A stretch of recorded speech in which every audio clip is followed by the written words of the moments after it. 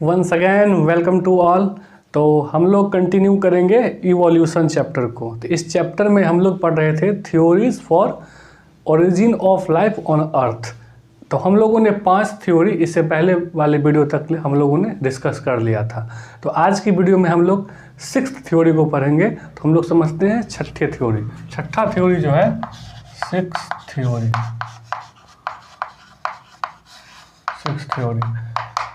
छठा थ्योरी का नाम है theory of use and disuse of organ,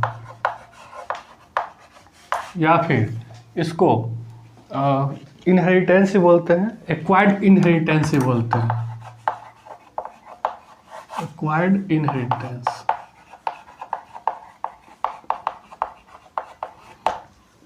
इसको जो दिया था ना वो लेमार्क ने दिया था।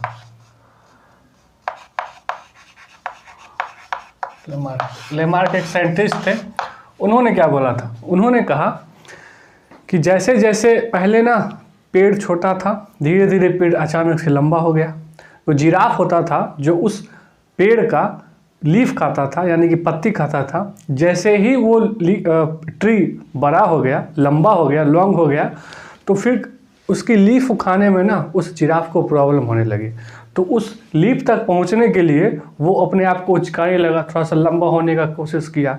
धीरे धीरे उसके इम्पैक्ट पड़ा गर्दन पे। तो धीरे धीरे बाय जनरेशन उसका गर्दन लंबा हो गया। अब बात यह है कि इनके अकॉर्डिंग अगर बात करें, अगर है तो कोई रेसलर का बच्चा होगा, वो रेसलर ही होगा। अचानक वो बड़ा होगा, उसकी मस्कुलर बॉडी हो जाएगी। कोई नोबेल प्राइज विजेता अगर कोई है तो उसका जो बच्चा होगा वो ऑलरेडी विद्वान होगा। कोई राइटर का बेटा राइटर होगा, आईएएस का बेटा आईएएस होगा। मतलब जो गुण उसके बाप में है, इनके अकॉर्डिंग, लेमार्क के अकॉर्डिंग, उसके अगले बच्चे यानी कि प्रोजनी में भी आएगा। लेकिन ऐसा तो होता नहीं है। बट द थिंग इज, गर्दन तो लंबे हुए हैं। अब गर्दन कैसे लंबा हुआ है? तो पहले इस बात को हम लोग लिख लेते हैं जो भी कहा था इन्होंने बाय लेमार्क। लेमार्क ने क्या कहा था कि giraffe neck elongated to parage of leaf of long tree on long tree. ठीक है, इससे क्या हुआ? ये वाला जो गुण है, धीरे धीरे ये वाला गुण जो है वो पास होता चला गया। तो पास एक्वायर्ड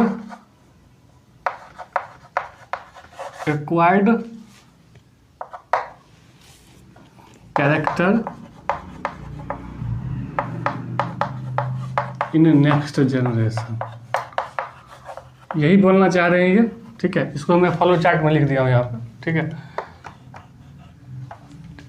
फिर क्या हुआ? फिर मैं जिराफ का जो होगा वो जिराफ नेक इलोंगेटेड। अब ऐसा तो है नहीं, लेकिन एक चीज आप अगर ध्यान दो तो एक जो चीज है ना वो इस थ्योरी को मानती है, उस थ्योरी को सपोर्ट करती है। वो कौन सी थ्योरी है? हमारा वेस्टिलियल ऑर्गन, जो रूडिमेंट्री ऑर्गन होता है, लाइक अपेंडिक्स हो गया, उसका जैसे जैसे इंसान ने यूजेस कम कर दिया, इसलिए तो थ्योरी का नाम है use and disuse of organs, यानी कि एक्वायर्ड इनहेरिटेंस। एक जनरेशन से दूसरे जनरेशन में जाता है, इसलिए इस थ्योरी का नाम ये रखा गया है। अब क्या होता है कि मैं क्या कह रहा था कि जिराफ का नेक इलोंगेट हो गया। ठीक है,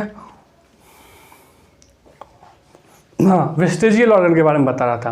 तो जो वेस्टिजियल ऑर्गन है ये सपोर्ट करता है इस थ्योरी को। जैसे हमारा अपेंडिक्स है, ये धीरे धीरे इंसानों में इसका यूज कम हो गया, यूटिलाइज कम हो गया, जिस वजह से ये कम होता चला गया। जैसे ईयर पिन्ना हो गया। अगर आप देखे होंगे गौतम बुद्ध का कभी फोटो वोटो आपने देखा होगा तो उनका देखोगे आप, कान काफ़ी लंबा हुआ करता था।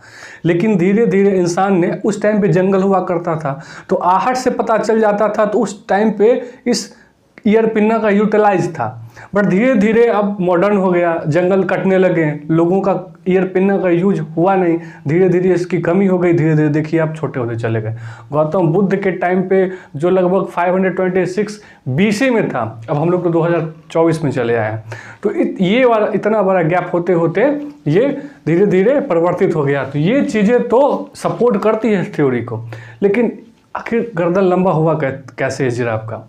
इसका आंसर एनसीईआरटी में तो नहीं दिया हुआ है, लेकिन इसका आंसर हम लोग पढ़ेंगे इसके 7th थ्योरी में, उसको समझते हैं हम लोग। तो 7th थ्योरी,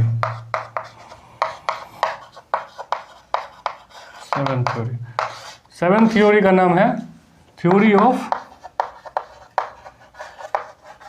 जर्म प्लाज्म। तो कंटिन्यूटी ऑफ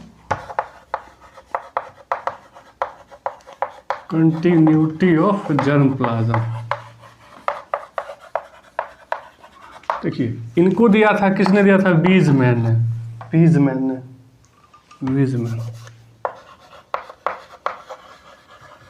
साइंटिस्ट हुए वीज़मैन, इन्होंने दिया था। इन्होंने क्या कहा था कि हमारे बॉडी में ना 2 टाइप के सेल होते हैं। एक सेल जर्म सेल होता है जो डिसाइड करता है, जो धीरे धीरे जो उसमें एम्ब्रियो में गैमेट बनता है, फिर मियोसिस होता है, इसलिए तो हम लोग डिफरेंट होते हैं। नहीं तो सेम जनरेशन के बाद धीरे धीरे हम लोगों में क्यों असमानता दिखाई पड़ती है? क्योंकि मियोसिस होता है हम लोगों में। ये सब तो सेल साइकिल, सेल डिवीजन में हम लोग समझेंगे माइटोसिस मियोसिस क्या होता है। लेकिन और दूसरा जो सेल होता है वो वैसे ही हम लोग का, जैसे कि हाथ कट गया तो वो सेल बन रहा है, जैसे बाकी का बॉडी बनता है उस सेल से बनता है। अगर उसके जर्म सेल में अगर कोई वेरिएंट आ गया, कोई ऐसा प्रोटीन आ गया होगा उस नेक में जो उस गर्दन को लंबा कर रहा होगा। अब प्रोटीन बना तो mRNA होगा, तो कोई जीन या DNA होगा। तो उस जीन में अगर कोई अपग्रेडेशन हो जाता है, म्यूटेशन हो जाता है जर्म लेयर में, तब जा करके उसमें हुआ। और इसके साथ यही हुआ, जिराफ के साथ यही हुआ, उसका गर्दन धीरे धीरे लंबा हुआ क्योंकि उसके जर्म प्लाज्म, जर्म सेल में कोई ना कोई चेंजिंग आया था। तो ये कहना था किनका? वीज़मैन का, कि जर्म सेल जो है, जर्म सेल में बेसिकली चेंजिंग आया था या मॉडिफिकेशन हुआ था, चेंजिंग और म्यूटेशन। तो ये रीजन था, ठीक है। तो हम लोगों ने पढ़ लिया था 6th theory and 7th theory. अब हम लोग समझते हैं 8th थ्योरी, जो काफ़ी इंपॉर्टेंट है। इस चैप्टर का सबसे इंपॉर्टेंट टॉपिक है वो है थ्योरी ऑफ डार्विनिज्म या फिर थ्योरी ऑफ नेचुरल सिलेक्शन। तो उसको हम लोग समझते हैं, थ्योरी ऑफ नेचुरल सिलेक्शन को। ठीक, तो 8th थ्योरी पढ़ेंगे हम लोग।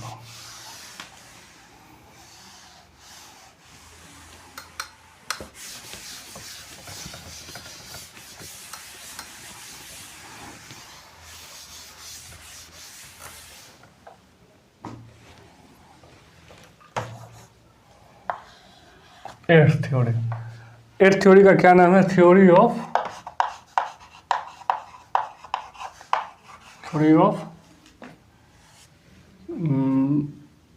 Natural selection.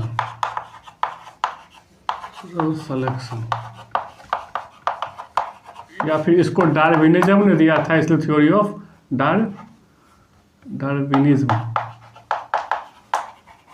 ठीक, तो हम लोग समझते हैं अब थ्योरी ऑफ नेचुरल सिलेक्शन या फिर डार्विनिज्म। डार्विनिज्म इसको इसलिए बोलते हैं क्योंकि डार्विन ने इस सिद्धांत को दिया था। तो यहाँ पे समझिएगा, एक हुए चार्ल्स डार्विन,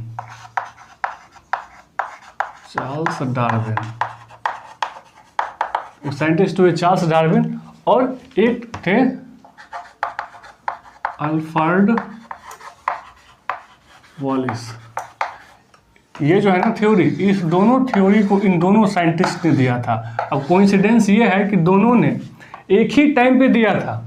इन दोनों लोग अलग अलग काम कर रहे थे अलग अलग जगह पे, लेकिन सेम टाइम पे, सेम कंक्लूजन पे और सेम समय में इन लोगों ने दिया था इसका रिजल्ट कि आखिर क्या। और वो चीज़ क्या थी कि एक ऐसे था, ऐसे ऑन पॉपुलेशन पे एक निबंध थी।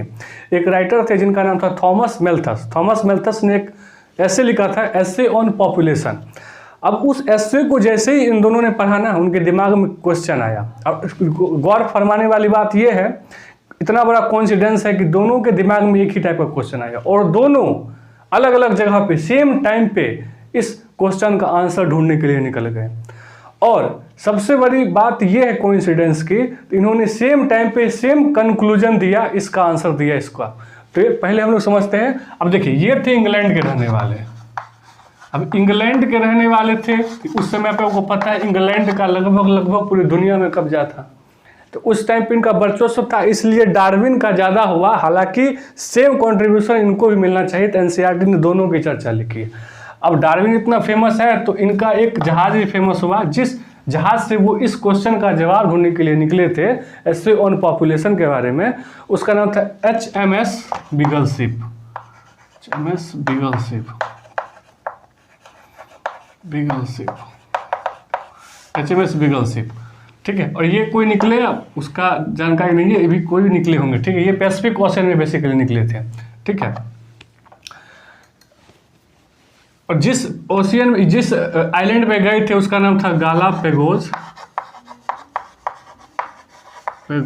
आइलैंड, ठीक है। गालापेगोस आइलैंड पे गए थे। और ये भी गए थे जिस आइलैंड पे, उसका नाम था मलाया आर्कीपेलागो। और इन दोनों ने, ये दोनों अलग अलग जगह पे काम कर रहे थे सेम क्वेश्चन पे। इन दोनों का क्वेश्चन क्या था? तो क्वेश्चन था essay on population, essay on population. किसने लिखा था? थॉमस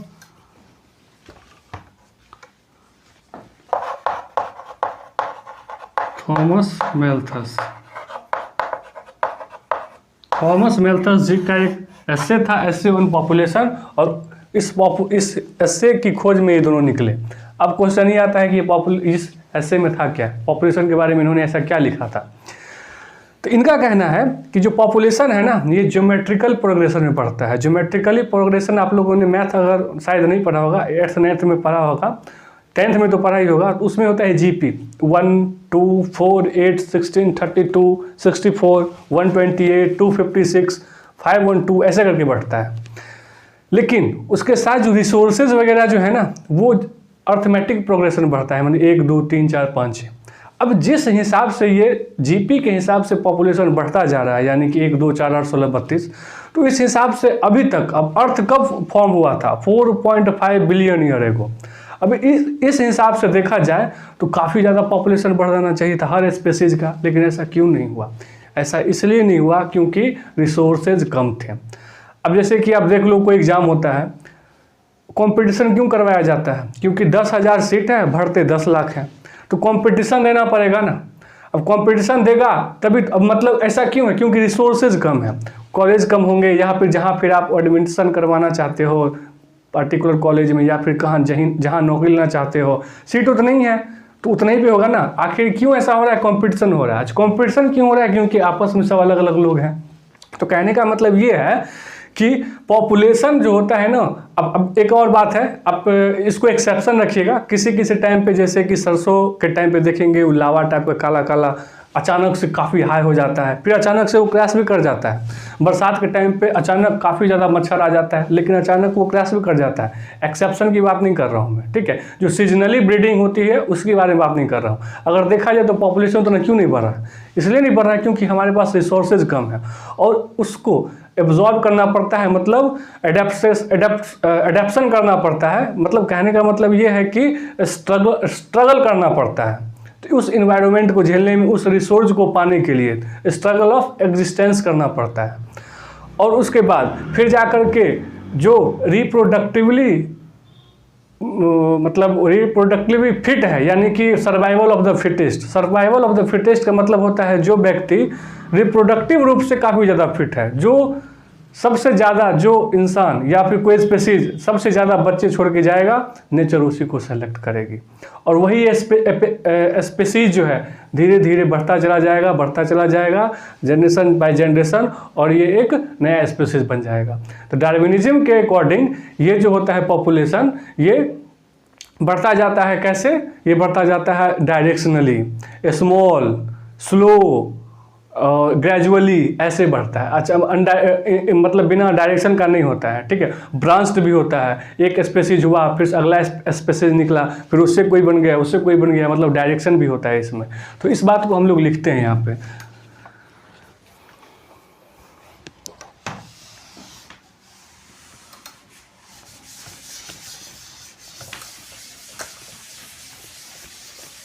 तो मैंने क्या कहा, इसको मैं फ्लो चार्ट में लिख देता हूँ एक बार। Population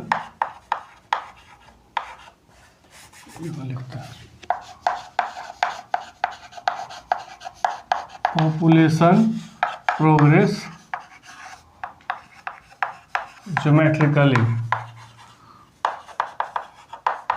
like 1 2 4 8 16। लेकिन रिसोर्सेज जो बढ़ते हैं प्रोग्रेस अर्थमेटिकली, मतलब 1 2 3 4, ठीक है, ओके। फिर भी जो होता है वो पॉपुलेशन स्टिल होता है, स्टिल पॉपुलेशन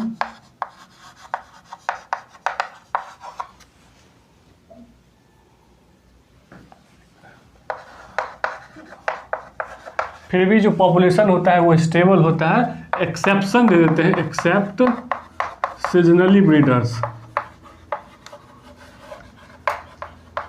सीजनली जो ब्रीडिंग हो रहा है उसकी बात नहीं कर रहे हैं, उसको एक्सेप्शन में रख रहे हैं। क्यों हो रहा है ऐसा? क्योंकि स्ट्रगल ऑफ एग्जिस्टेंस है, क्योंकि रिसोर्सेज की कमी है, तो लोग स्ट्रगल कर रहे हैं, क्योंकि कंपटीशन है यहाँ। Competition for what? Competition for struggle. क्यों? कंपटीशन फॉर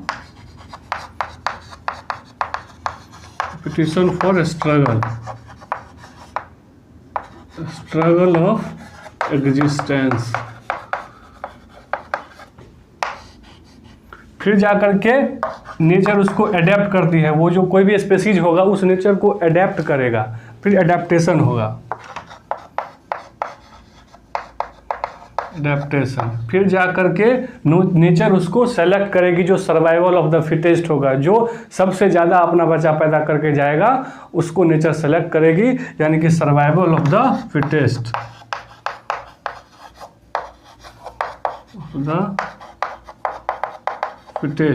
क्योंकि ऐसा क्यों हो रहा है? क्योंकि नेचर सेलेक्ट करेगी, उसी को नेचर सेलेक्ट करेगी, और फिर जाकर के नया स्पेसीज आ जाएगा, धीरे धीरे करके नया स्पेसीज आ जाएगा। डार्विनिज्म के अकॉर्डिंग ये जो इनका जो इवोल्यूशन होता है वो कैसे होता है? डायरेक्शनली होता है, प्लस स्लो होता है, ग्रेजुअली होता है, ठीक है। स्मॉल होता है, छोटा होता है, ठीक है। डायरेक्शनली होता है, स्लो होता है, ग्रेजुअली होता है, ठीक है। ब्रांच्ड होता है, ठीक है। तो ये सब चीज़ें हैं, ठीक है। अब ये ना सीक्वेंस वाइज कभी कभी एग्जाम में आता है, तो इसको मैं आपको एक शॉर्टकट ट्रिक दे देता हूँ, और उस शॉर्टकट ट्रिक से आप इसको आइडेंटिफाई कर लोगे एग्जाम में आएगा तो कौन डार्विनिज्म के अकॉर्डिंग इवोल्यूशन का क्या तरीका है, क्या सीक्वेंस है, उसके बारे में। तो हम लोग उसको लिख लेते हैं कहीं पे साइड में।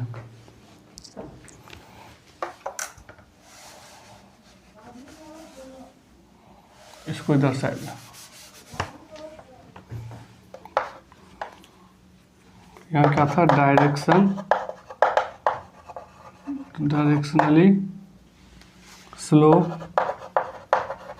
स्मॉल, डायरेक्शनली है, स्मॉल है, स्लो है, स्मॉल है, ग्रेजुअली है, प्लस ब्रांच्ड है। जो यहाँ लिखा था मैंने लिख दिया यहाँ, ठीक है। इसको ध्यान रखें, क्वेश्चन आता है इस पे। अगर देखें तो ट्रिक जो है TOCANS, ठीक है। ये हो गया डार्विनिज्म, होता है ना एक डॉक्सेंस, डॉक्सेंस याद रखेंगे। ओ से ओवर पॉपुलेशन, ओवर पॉपुलेशन होने के बावजूद भी कॉन्स्टेंसी रहती है किसमें, पॉपुलेशन में, कॉन्स्टेंसी इन पॉपुलेशन। क्यों? क्योंकि स्ट्रगल ऑफ एग्जिस्टेंस है, स्ट्रगल ऑफ एग्जिस्टेंस है। क्योंकि फिर जा कर के वो अडेप्ट करता है उस इन्वायरमेंट को, उस एम्बियंस को, अडेप्टेशन। फिर जा कर के नेचर उसी को सेलेक्ट करती है, नेचुरल सिलेक्शन। फिर जा कर के नया स्पीशीज बनता है, जो कि क्या कैसा होता है, branch directionally, slow, small, gradually. तो ये है पूरे इसके सीक्वेंस, इसको याद कर लेंगे डॉक्सेंस के, तो ये आपका क्वेश्चन बन जाएगा। ठीक है, अगर बना करके आ गया तो क्या सीक्वेंस है डार्विनिज्म के अकॉर्डिंग इवोल्यूशन का, तो इस फॉर्म में आप लिख सकते हैं, चाहे इस फॉर्म लिखेंगे, इसको याद रख लेंगे तो ये भी काम चल जाएगा अपना। ठीक है, तो हम लोग थोड़ा सा अब आगे बढ़ते हैं। एक मैं टर्म लिख रहा हूँ एनसीईआरटी का, अब फिर बताइएगा इसका मतलब, मैं फिर से समझाऊंगा इसका। अच्छा, इसमें और लिखा हुआ है कि टू की कॉन्सेप्ट क्या है फॉर डार्विनिज्म, तो इनके अकॉर्डिंग है natural selection and branching the descent. तो टू की कंसेप्ट अगर देखें तो ब्रांचिंग प्लस ये जो है branching plus natural selection, natural selection, ये क्या है, टू की कॉन्सेप्ट। पूछ देगा डार्विनिज्म का टू की कॉन्सेप्ट कौन सा है, तो है नेचुरल सिलेक्शन प्लस ब्रांच्ड होता है उनका। ठीक है, टू की कॉन्सेप्ट, टू की कॉन्सेप्ट। ओके, अब हम लोग, मैं एक टर्म लिखता हूँ, उसको फिर हम लोग डिकोड करेंगे एनसीईआरटी की वो line.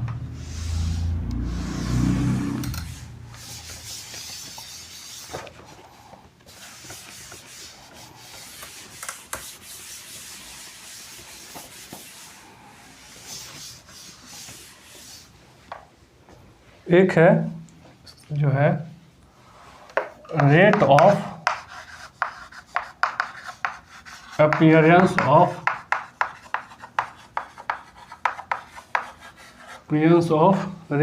appearance of new forms is linked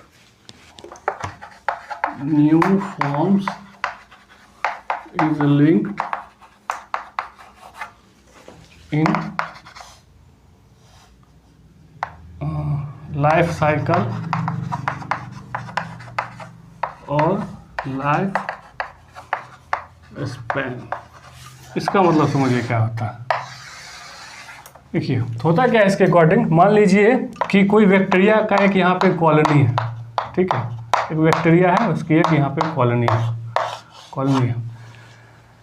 अब क्या हुआ कि इस मीडियम में, अब इस जो मीडियम है, कॉलोनी है, इस मीडियम में कुछ चेंजिंग हुआ। मान लीजिए कुछ चेंजिंग हुआ, यहाँ पे बैक्टीरिया लिख देते हैं, बैक्टीरिया कॉलोनीज। अब इसमें कुछ हम चेंजिंग करते हैं, चेंज इन मीडियम, कुछ भी चेंज करते हैं। ठीक है, मान लो पीएच कम कर देते हैं, एसिडिटी बढ़ा देते हैं, टेम्परेचर बढ़ा देते हैं, या फिर टेम्परेचर घटा देते हैं। अब इससे क्या होगा, अब इससे इनमें से कुछ बैक्टीरिया या मर जाएंगे। मान लीजिए कि ये जो है ना, ये 5 बैक्टीरिया जो ना, ये जिंदा रह गया, मतलब ये वाला जो है ये जिंदा रह गया। इसको मैं इस टाइप से बना देता हूँ, ये वाला, ये जो बैक्टीरिया है ये जिंदा रह गया, बाकी सब मर गए। ऐसा क्यों हुआ होगा? इसलिए हुआ होगा क्योंकि इनमें ऐसी क्वालिटी होगी, उनमें कोई ऐसा प्रोटीन बन रहा होगा। जब इस मीडियम को हमने चेंज किया, यानी कि मान लो कि टेम्परेचर को बढ़ा दिया होगा, या फिर पीएच कम कर दिया होगा, या बढ़ा दिया होगा, कुछ भी किया होगा, तो उसको ये झेल पा रहे होंगे, उसको ये अडेप्ट कर लिए होंगे। अब अडेप्ट कर लिए हैं इसलिए तो नेचर उसको सेलेक्ट करेगी, और फिर धीरे धीरे आपस में मीटिंग कर करके एक नया स्पीसीज बन जाएगा। और जब वो स्पीसीज बनेगा तो जहाँ से ये निकला है उससे ये मीटिंग नहीं कर पाएगा। अब सबसे बड़ी बात है कि इस लाइन को समझने के लिए तो आपको पता है कि 20 मिनट में ना बैक्टीरिया डिवाइड हो जाता है। अब 20 मिनट में ही इनका स्पीसीज, मतलब इनका अगर देखें रेट एक स्पीसीज से नए स्पीसीज बनने में, तो काफ़ी कम टाइम में, काफ़ी कम लाइफ साइकिल में ये अपना एक नया स्पीसीज फॉर्म कर सकते हैं। लेकिन अगर हम एज इट इज डालें, अगर सेम बात सेम विथ बर्ड्स को ले लेते हैं, बर्ड्स या फिर मेल ले लेते हैं, हम लोग ले लेते हैं एंड बर्ड्स रख देते हैं। अब इनका जो लाइफ साइकिल होता है बैक्टीरिया से काफ़ी ज़्यादा होता है, ठीक है। इनका 10-12 साल में जाकर के फिर बच्चा होगा, फिर वो होगा, फिर रिप्रोडक्शन करेगा, फिर बच्चा होगा। फिर इनका अगर देखें तो एक स्पीसीज से दूसरे स्पीसीज बनने में काफ़ी टाइम लग जाएगा। लेकिन कंपेयर करेंगे बैक्टीरिया से तो काफ़ी कम टाइम लग रहा है। अब इंसान को ही देख लो, इसके नए स्पीसीज बनने में कितना टाइम लगेगा।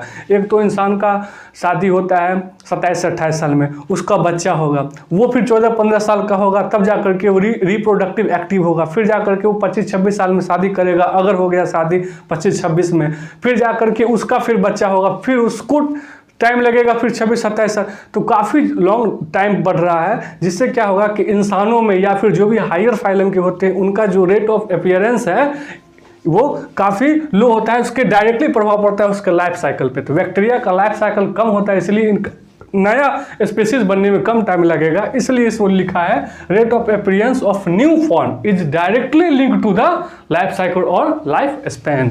इसके अगला वाला हम लोग ना नेक्स्ट वीडियो में पढ़ेंगे, ठीक है।